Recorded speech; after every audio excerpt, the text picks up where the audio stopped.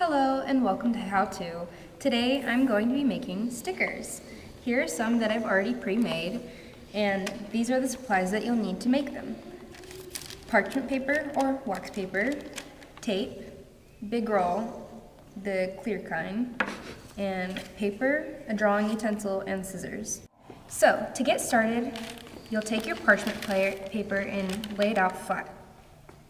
Then you'll take a piece of tape, which I already have cut out, and lay it down like so. That way it is sticking to the paper. Then you'll take another piece of tape and lay it down on the table, the sticky side up. Then take your drawing and place it down like so, in the center. Then you'll take the piece of tape and place it down on the parchment paper and start from the middle and smooth it out.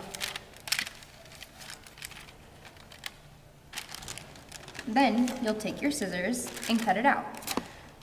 Alright, now that we're done, here's the sticker, and you can peel it off of the parchment paper like so. And now I have a sticker. Ta-da!